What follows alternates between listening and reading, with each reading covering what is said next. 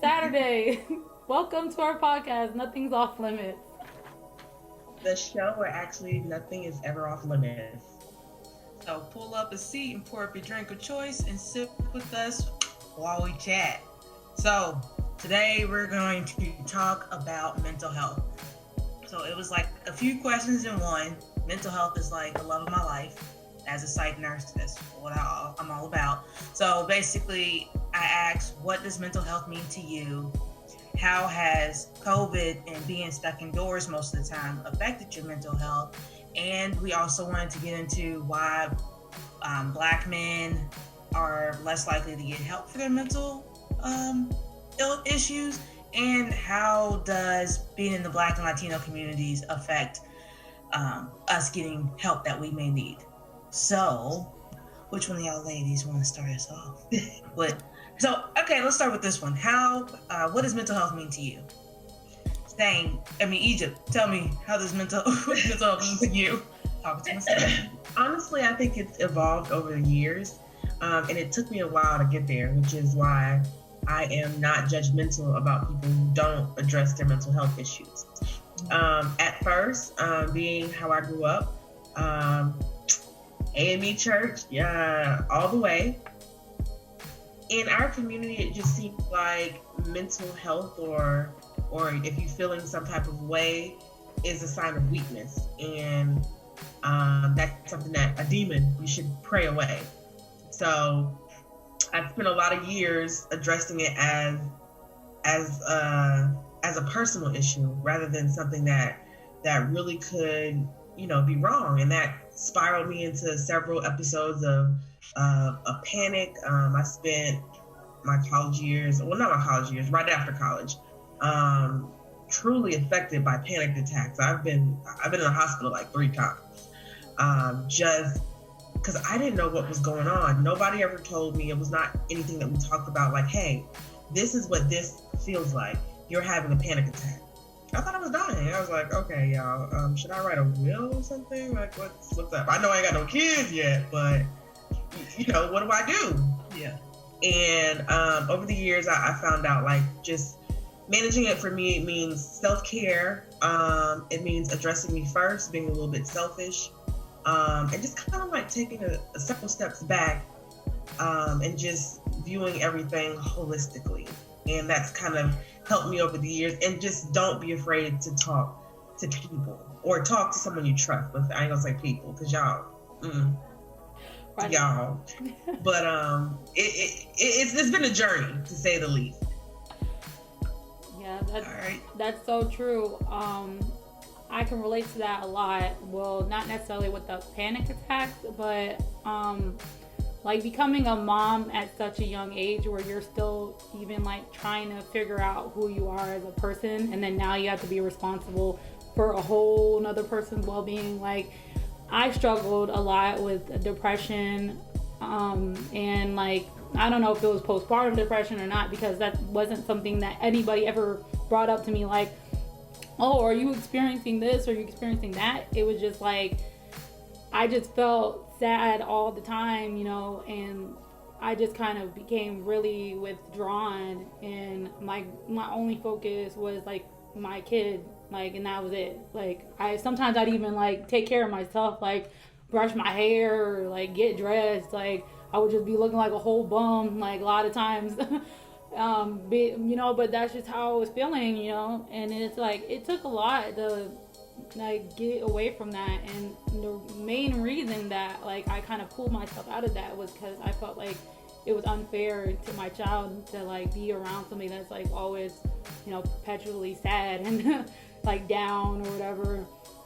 But it wasn't even anything I felt comfortable talking to anybody else about. Like, like even with like my mom or something, like asking her, like, did you ever feel this way after you had us? Because, she was a young mom as well, and she got married at a young age, even though, that was, I guess, kind of more common, in her days. But, I didn't even think, like, should I talk to my mom about this? Like, because it was, in our household, we really didn't talk about like our feelings or how we felt. It was just kind of like, I don't want to hear any crying.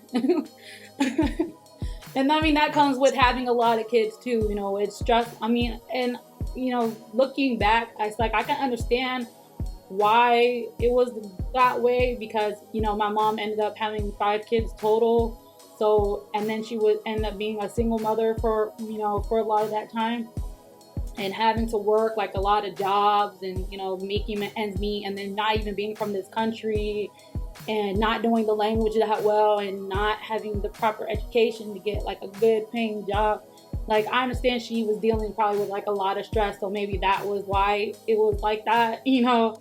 So it's like I couldn't really fault her for making that environment, you know, but it like translated over, I feel like, to all of us, like in our own different ways where even now sometimes I don't even feel comfortable talking about like how I'm feeling really, like actually how I'm feeling, or you know, because I just don't want to be judged, or I don't want, I just, you know, I don't even know how I'm feeling sometimes, you know, it's just like my emotions be everywhere sometimes where it's like I don't know if I'm happy or if I'm sad or if I'm just angry or frustrated. Like even today, a little bit earlier, I felt kind of frustrated where I was like on the verge of tears, but I was like, let me get myself together and figure out why I'm feeling this way and try to work through it versus like just breaking down and crying, you know, over something that was probably like super petty or something. But, you know, I'm emotional anyway, so. You're here. Yeah, I totally agree. I think for me, I feel like with things that have gone on most recently in my life, taking care of my mental health has been like even bigger for me than it's ever was. But one of the most important things has always been to have a supportive network. Obviously, y'all two have definitely been my supportive network because, you know, this girl probably would have been drinking in her sorrows every damn day if I didn't have y'all. And then obviously my mom and my grandmother have been like the backbone and always have been. Like I've always felt like regardless of what I'm going through, I know I can go to them and it's okay. And I'm learning that with my mental health, it's okay to say I'm not okay. It's okay to have a complete meltdown and cry and be okay with it. I'm an ugly crier, so I don't like to cry in front of people. Like I make Kim K's cry look bad. Like, child, that was bad. Yeah, that's me, and it's not pretty. Right, and we can't understand you either. We can't understand where you. Yeah, yeah. It's a horrible cry, and then my accent comes out even more, and I'm hiccuping. It's like, okay, I'm mad. Bye, y'all. Well, that's what I do. Talk about my accent all the time. I'm like, for you, I thought I was country, but you definitely trumped my country. Kudos. Oh, country asses. But yeah, taking care of your mental health. I journal. I will be like, let me write down everything that ticked me off today, or what was good about the day. Whatever, you know. That's how I take care of mental health. And taking vacations. Getting out of the country. Even if it's just going down the street somewhere and going to the beach. Something just to relax and take my mind off of what's going on. So definitely. Vacations have been key for all of us. and here's where COVID has truly messed up a lot. Vacation is like one of the ways that we all get together and have fun and can relax and we can talk about our lives. But it's, you know, we talk about it all the time, but when we're together, it's like you have that emotional connection. Like we can, you know, that touch, that hug, or for me, it's laying on y'all like I'm y'all's child. But hey, it is what it is. But it's what we do. And it's how we feel better. Like after one of our vacations, I'm like, I feel a lot better. Like that's what I needed. So, and as a psych nurse, it's definitely huge to me.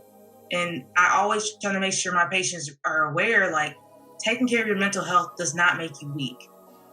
It's actually seen I see it as a sign of strength because you're realizing, like, I've done everything I can and here's why I need help from somebody else.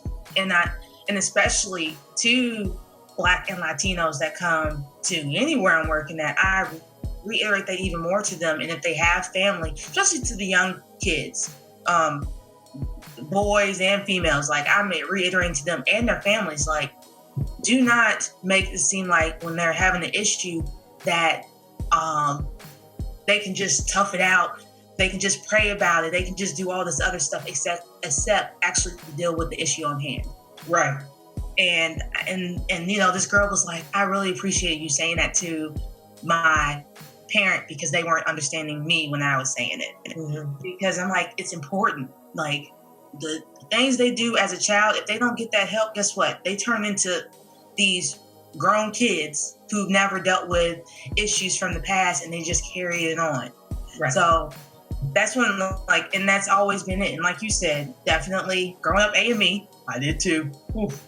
You pray about it. Like, I feel like we would just probably have an exorcism. Oh, you're depressed? Let's go exorcise some demons out of you, because that's let's sing a little. I grew up Catholic.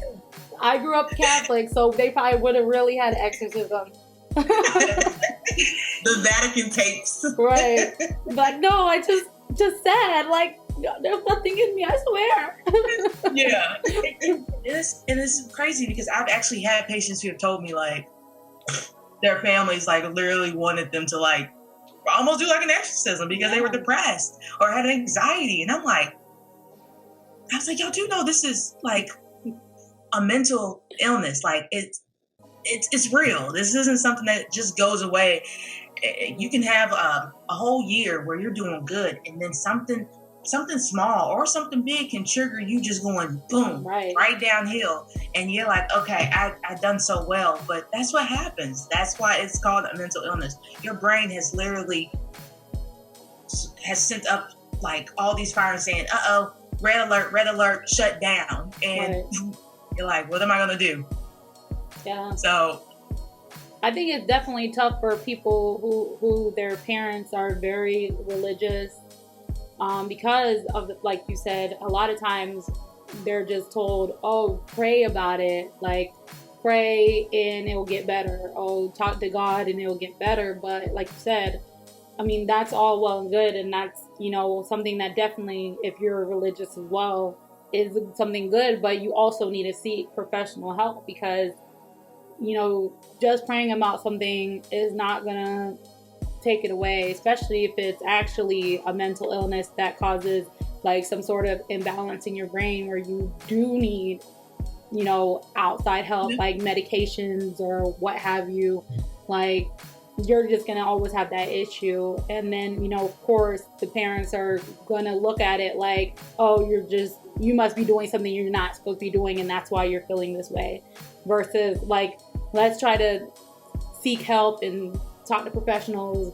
And a lot of times they won't even take them to doctors. They'll take them to, like, the priest or the reverend or whoever, to talk to them about it and get counseling or whatever about it. But it's like, okay, that's great, but they're not licensed therapists or psychologists to actually be able to diagnose and, know what's actually going on with that person. Like, it always leads back to, like, oh, you must be sinning and this is why you're feeling this way. So I feel like a lot of people, that's why they don't say anything, because they don't want to be looked at that way by their parents or, their, whoever at their church, because, they don't want to be, frowned upon. And so they just keep it inside. And then it carries, like you said, it carries on and translate over, because I feel like a lot of our parents and grandparents had mental issues that they never, actually faced or acknowledged. Most certainly. They probably swept it under the rug and, like, put on this little happy face to get through the day. And that's why many of them were alcoholics or turned to drugs or whatever, because they didn't know what was going on with them, and they didn't seek. And obviously, mental health wasn't as big as it is now. I feel like mental health definitely is starting to take more of a center stage now, especially with a lot of celebrities, coming out and not being afraid to admit that maybe they've been struggling with mental health, or letting people know that there are, resources out there to get help with mental health. I mean, that's great. I've seen Taraji has been a very big advocate as far as mental health goes, and I feel like is great, because sometimes people don't listen to their friends or listen to people around them, but they'll listen to like a celebrity for whatever reason. It's just weird in itself. For whatever reason, but they will. Jasmine, you're pretty much on the inside of things because you're like in an inpatient facility. What are the major things that you see walk in for people of color? Like, what are we suffering from out there? I would say schizophrenia is a huge one, which is people who pretty much their reality is totally different from the normal reality. So like, they're hearing voices, they see things, they can feel things. I mean, they can feel like somebody's just crawling, like bugs are crawling up their bodies.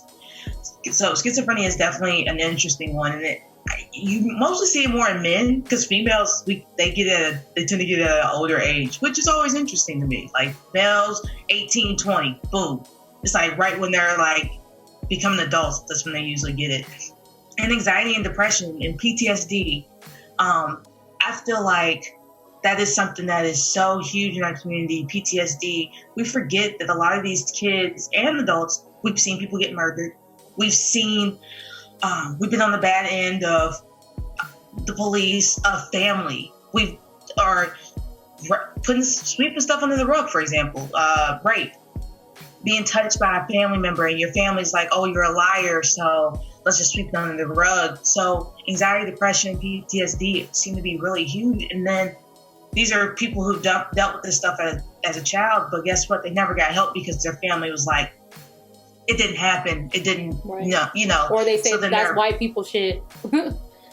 I heard that one a lot. Like, most definitely. That's that white people shit. That's what they say. Yeah, that's exactly what they'll say. That's that white people shit. Like, that's a lie. And you're like, so then you have all these, once again, these grown people who are now trying to deal with childhood trauma. And it's really sad. And like, you want to just hug them, and I do sometimes. I'm like, come on, let's talk about this. Like, how can I help you, and what ways can we make it better? And I definitely always am like, talking to somebody that looks like you is always helpful. So that's why I'm glad there's more Black and Latino therapists. Shout out to Dominique. But it's always nice to see that they're finally like, forget what I was taught as a child or was always told. I need to do something for myself, and this is how I'm going to do something for myself. So, but with COVID, it's been, I would say, slow, because I think with the COVID, everybody's scared to come to the hospital, which I don't blame them. Right. Working at different facilities, the way staff look at mental health, the stigma behind it, and it makes it hard for people to want to come in, and COVID has not made it any easier. Yeah. So a lot of people aren't getting the help. During the time of COVID, were there facilities that shut down and were not even available to people if they did need them? Not where I've been. None of the places I've been have shut down. I think it's just more they like, if you want to go to, like, they want to transfer you to another facility, they want to make sure you don't have COVID. So what if a patient does have COVID, but they literally are coming in just because of their mental health? Some of the facilities were scared to take them because what does that mean for the other, people that are there? Or, if you have somebody who part of their anxiety is COVID and getting it, then if they know somebody on the unit has it, then it's just going to exacerbate it even more. So it's just slowed down a lot, honestly. In both places I've been, you don't see a lot of people being admitted now. with COVID and people with the stay-at-home orders, I noticed that they were seeing more domestic violence against women and children because they're indoors all the time. What do you think about people who stay in these domestic violence relationships? Do you feel like some of them might be suffering from certain mental illnesses because they choose to stay, even though they're pretty much being beaten to a pulp or being mentally abused? Do you feel like some of them might be suffering from mental illness, or do you think that being in that type of relationship can create a mental illness as well? It can. It's definitely both. But I feel like it's a cycle. If we see somebody if our family or parents were abused in a relationship, we kind of see that, and honestly, some of them think that's a normal relationship. They see that as the norm. I think it's a lot of those places, like, so I know homeless shelters were closing down. Places that people would have been able to go for shelter and need were shut down because of COVID. So they couldn't really get out of these situations. And that's scary but a lot of those people who are abusers, they have their own mental illnesses. Some, not all, some are just assholes and narcissistic. That's true too. But, and those who are being abused, it's difficult. Like, you just think, oh, they're doing this because they love me. It was my fault. And that is what they say in your head, and you keep thinking that. And it can, because most of them are going to have PTSD afterwards because they're traumatized by what they went through. And getting out is scary in itself, because guess what? These laws don't protect you. Oh, I can get a piece of paper telling you gotta stay 100 feet from me. Okay, boom. Then they still, come back and kill you. Right. And we've seen. I noticed that also when a woman decides to leave, and then like some of these men can't let go, and then they start stalking them. A lot of times people don't think that stalking is like a type of mental illness, but I feel like it kind of is, because it's kind of like an obsession at this point with this person. For whatever reason, it's like you can't let go of this person. You want to have control over them, and you want to rule their life. And it's like, and it's just like they're just obsessed with either forcing them to come back or hurting them or killing them, whatever. And I feel like that is something that should be looked at as a mental illness too. And maybe that might help some of these domestic violence survivors who are getting away. Like, if they do maybe look at it more so like it's like when somebody says, okay, this person is stalking me, and they have all the proof and showing like this person calls me over 1,000 times a day, and they email me 1,000,000 times, and they threaten me constantly, and then they really don't do anything about it. They're like, oh well, they're not doing nothing to you, so whatever. Maybe if they do look at it like it's an actual mental illness, that maybe, because I know in Florida, well, I don't know if it's all Florida, but I know in Tampa they have what's called being Baker acted, where if you are deemed, you call the police and you kind of acting crazy, they can force you to go to a mental health facility for 24 hours and be evaluated. And then of course, if they do deem you to be actually mentally incapacitated, they can hold you for longer. So maybe that could be something that they try to look at, where okay, you call the police and say, okay, this person's stalking me, or this person's like obsessed with me, they won't leave me alone. They might be able to like Baker Act that person and get them mentally evaluated, and that might help some of these women get away and have to get to do whatever they need to do to get away, before they can actually hurt them or come after them, and give them at least some time where they're not being hounded by this person.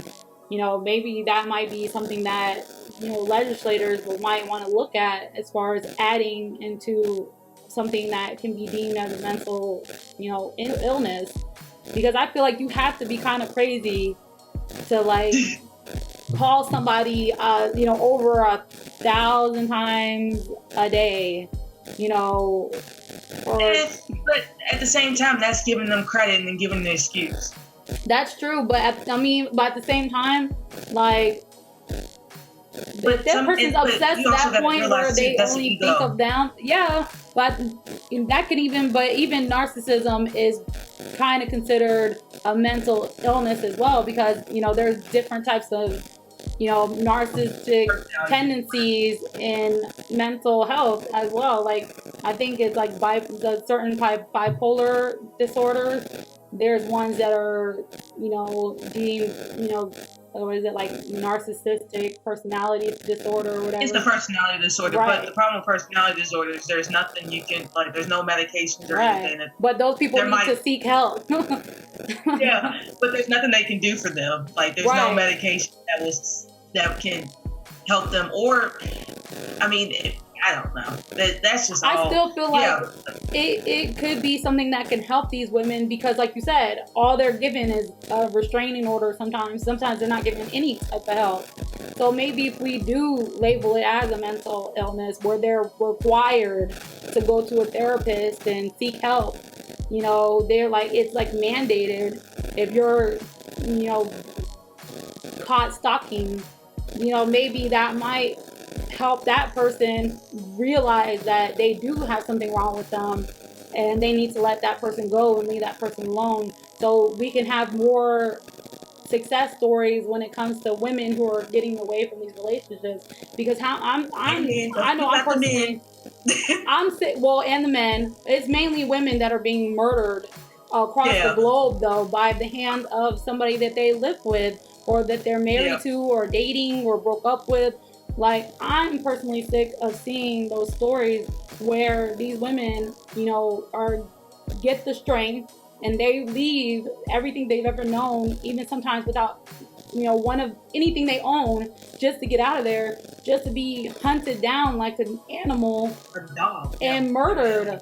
I mean, we've seen the case just recently, what was it, in Ohio, where the girl got murdered by her kid's father. You know, I know somebody personally whose aunt was beaten to death by her ex-husband. And, you know, so it's like, how many, and this is not even just in the US, it's a global thing. It's everywhere. Yeah, so it's like, how many stories do we need to hear where these women are being murdered after they're trying to get away before we do something? Like, obviously, I feel like these people are crazy. The guys that are doing this are crazy, and maybe, like I said, if we do not only make it a criminal thing, because a lot of these people, they go to jail.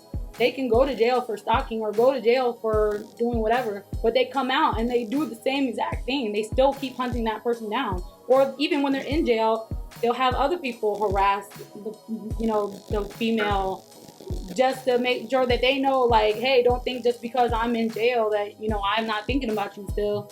Like, so maybe if we don't only criminalize it, but also make it so that not only that you're also required by law to seek, you know, mental health, then maybe we will see maybe a reversal. I mean, it's a big maybe, because, like you said, there is no cure, you know, for this type of thing. But maybe if they do seek help and they actually really try, and maybe they can get to the bottom of why they feel the way they feel, or why they feel they can't let something go, because it could be maybe something that they dealt with in their childhood. Maybe in their childhood, like you said, they seen, you know, violence, you know, firsthand, and their mother never left, and she just put on a brave face and kept on going.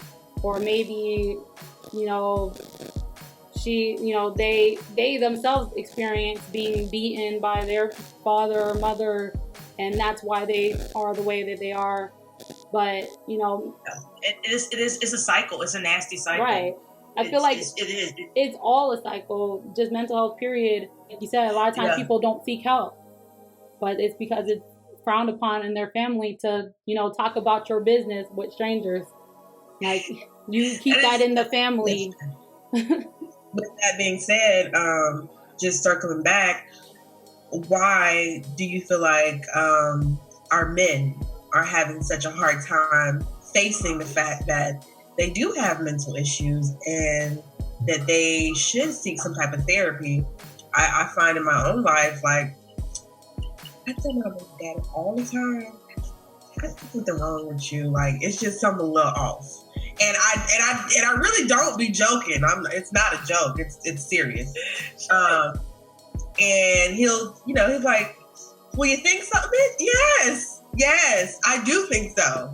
But I know you're not gonna get help for it. So I don't even know why we're having this discussion, because you think you're perfectly fine. I think you're a little bit crazy, or a lot of it.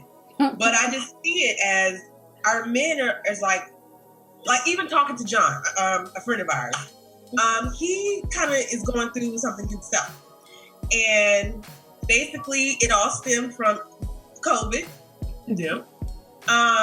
And everything that he's experienced in being a nurse, being on the front lines, actually contracting COVID and dealing with the effects of that. Like, just having a conversation with him, you can definitely see the struggle.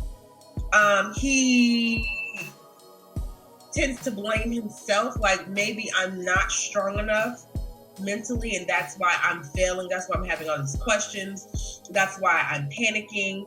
That it's just in me not to be strong enough, when, like, you literally just went through a trauma and you need to face the fact that there is post-traumatic stress, and that the effects of this is something that I want to say that it's out of your hands, but I feel like it's dangerous for me to go that far. But it's a journey that you have to make. It's not just something like you're weak and you're robotic, I guess, and you don't experience human emotions, because that's what I feel like it's mostly been taken away from Black people in general, or people of color, that your life is robotic and that you're not supposed to experience all these things. Like, you're supposed to be bigger and stronger than anything that you come face to face with.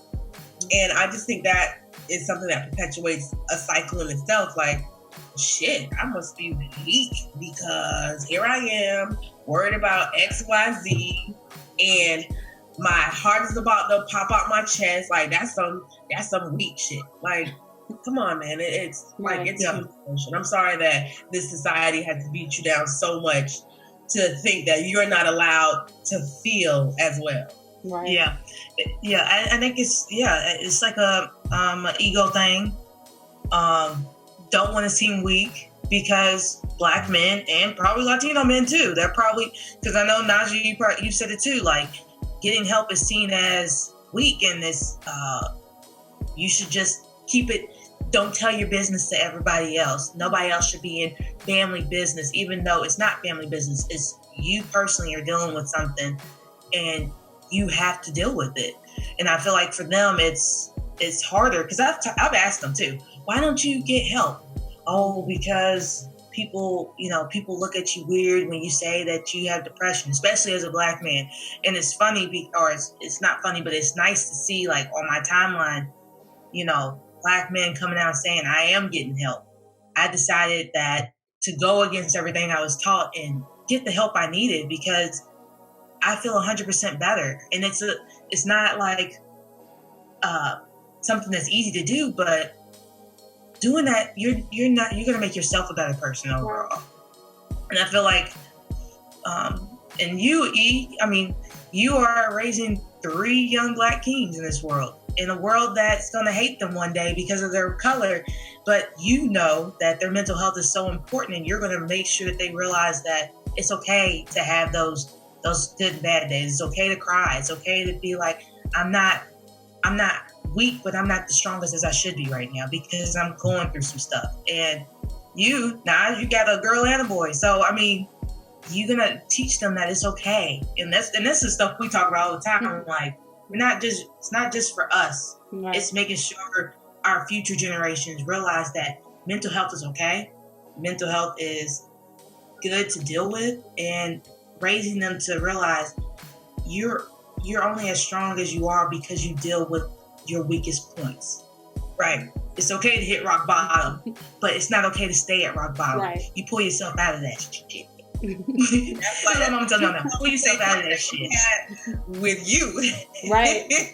Like That's it's but you know, and sometimes I cry.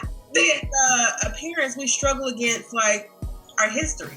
Yeah. Like, 'cause me, sometimes I will be like, why are you crying? Like, that is really nothing to be crying about. I like literally take away their humanity by telling them that what they're crying about is bullshit. Right. Yeah. I don't know if I can change that. I try to, you know, be a little bit, because at the same time, like, it's about finding balance. Yeah. And on one hand, you want to let them know that emotions are real and it's okay to express yourself, but you also have to be strong. I'm sorry. In this society, there is no place for you to be weak. Right. The cycle will eat you alive. You go to school, they will eat you alive. And me, my personality, I can't allow you to go out there unprotected. I want you to know your emotions, understand your emotions, but we coming out there swanking. We fighting. So, and that's always been me. Like, I'm not. You were raised on Nuck if you buck. Oh, check my dreads. So with that being said, we're gonna transition to our next segment. We're gonna take a brief intermission. Stay with us, but we're gonna go on to our new segment that we created called the Whiskey Confessional. And with that, we want you that is here live with us to comment on the topics.